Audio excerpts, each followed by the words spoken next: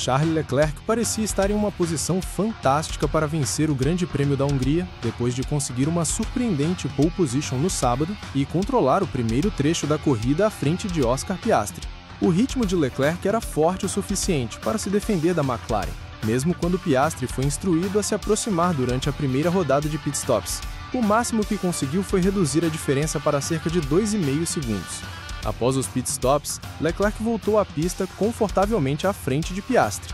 E, honestamente, parecia que se Leclerc apenas cobrisse tudo o que Piastri fizesse em termos de estratégia, ele tinha ritmo e desempenho de reta suficientes para vencer o GP da Hungria. No entanto, imediatamente após a primeira rodada de pitstops, o ritmo de Leclerc começou a cair bastante. E depois do segundo pitstop, basicamente desabou. Ele começou a reclamar no rádio sobre um problema que já havia sido discutido antes da corrida, mas foi bastante enigmático quanto ao que exatamente estava acontecendo. As mensagens de rádio continuaram à medida que Leclerc ficava cada vez mais frustrado e seu desempenho piorava ainda mais. Após a segunda parada, Piastri a ultrapassou e ficou muito claro que suas chances de vitória haviam desaparecido completamente. A vantagem da Ferrari na corrida e na classificação veio do acerto do carro. Ao contrário da McLaren, a Ferrari optou por usar um acerto de menor arrasto, menos downforce, para obter melhor velocidade em linha reta. Para compensar a perda de aderência aerodinâmica, arriscaram rodar o carro mais baixo, usando a altura do assoalho para gerar mais downforce. Após a classificação, até mesmo a transmissão oficial informou que a grande vantagem de Leclerc era sua velocidade em linha reta, dizendo que apenas no setor 1, comparado a Piastri, Leclerc era 7 km por hora mais rápido na curva 1 e 10 km por hora mais rápido na curva 4. Esse equilíbrio tornou a Ferrari forte o suficiente no primeiro trecho da corrida, a ponto de Piastri nem conseguir se aproximar de Leclerc nas retas, impossibilitando uma tentativa de ultrapassagem. No entanto, a Ferrari cometeu um grande erro de julgamento. Leclerc, durante o primeiro stint com o carro pesado, carregando quase 100 kg de combustível, estava raspando no chão muito mais do que o esperado. A equipe começou a se preocupar que o carro estivesse rodando muito baixo e que o desgaste do assoalho fosse excessivo. Em alta velocidade, o carro sofre a maior carga aerodinâmica, o que também causa mais desgaste no assoalho se ele estiver muito baixo. A Ferrari percebeu que se não fizessem nenhuma mudança durante a corrida, mesmo com ritmo suficiente para vencer, era provável que o desgaste do assoalho fosse alto demais e resultasse em desclassificação, talvez até de uma posição de vitória.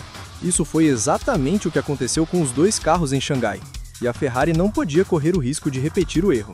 Durante os pitstops para os pneus duros, a Ferrari teve que tomar medidas preventivas. Primeiro, instruíram Leclerc a reduzir os modos de motor para diminuir a velocidade no final das retas. E, mais importante, aumentaram a pressão dos pneus duros para elevar a altura do carro. Isso foi algo que até mesmo outras equipes começaram a notar quando a queda de desempenho de Leclerc se tornou tão evidente. George Russell comentou após a corrida: "Vi como ele estava lento, então presumi que havia algo errado. A única coisa que conseguimos imaginar é que estavam rodando o carro muito baixo e tiveram que aumentar a pressão dos pneus no último stint, porque também estavam usando um modo de motor que deixava o carro bem mais lento no final da reta, onde o desgaste do assoalho é mais crítico." O aumento da pressão dos pneus teve um efeito catastrófico no desempenho em linha reta do carro e, mais importante, no desgaste dos pneus. O acerto do carro funciona melhor quando os níveis de downforce, a plataforma mecânica e os pneus trabalham em sintonia.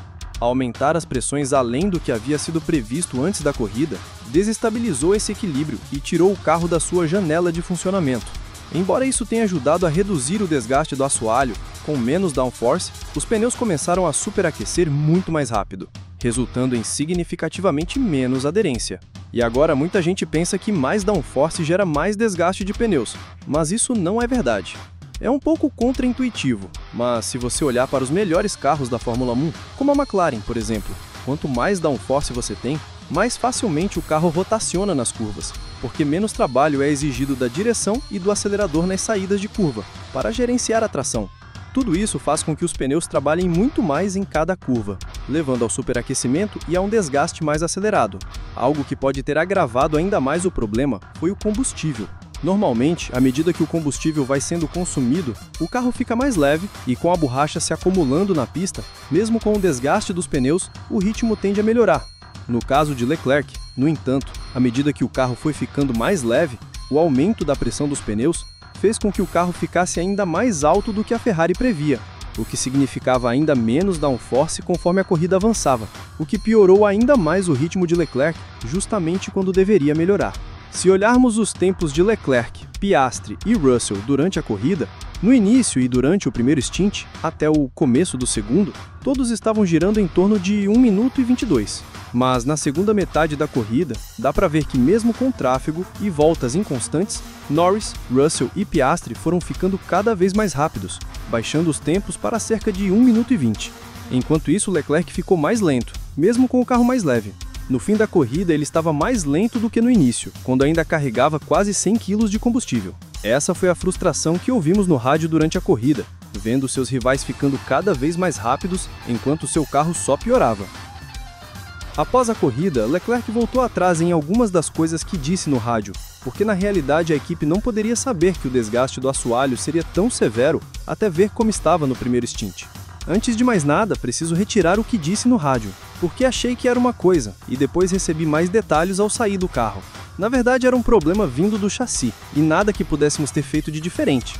Comecei a sentir o problema lá pela volta 40, e só foi piorando, volta após volta. No fim, estávamos 2 segundos fora do ritmo, e o carro estava simplesmente incontrolável. Achei que fosse por uma mudança agressiva na asa dianteira durante o pit stop, mas aí foi piorando tanto que percebi que havia algo errado. Isso encerra um fim de semana frustrante para os dois lados da garagem da Ferrari, com os dois pilotos tendo que lidar novamente com o desgaste do assoalho. A Ferrari forçou demais os limites do acerto do carro em busca de desempenho máximo. E não só foi um erro, como também demonstrou incompetência. Uma vez que o carro é travado no regime de parque fermé após a classificação, o destino do fim de semana está selado. Foi um ato de desespero da Ferrari tentando extrair demais da plataforma mecânica. Ambos os pilotos da Ferrari nesta temporada precisam fazer mais lifting coast do que qualquer outra equipe no grid, justamente para evitar que o carro raspe no final das retas, mais uma vez por causa do desgaste do assoalho.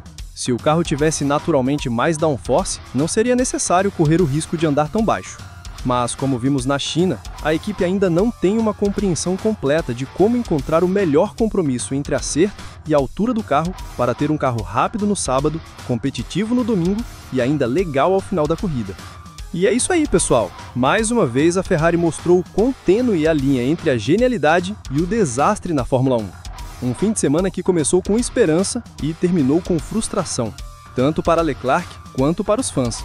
Se você curtiu essa análise e quer acompanhar mais histórias como essa, já deixa o like, se inscreve no canal Fórmula Motor e ativa o sininho para não perder os próximos vídeos.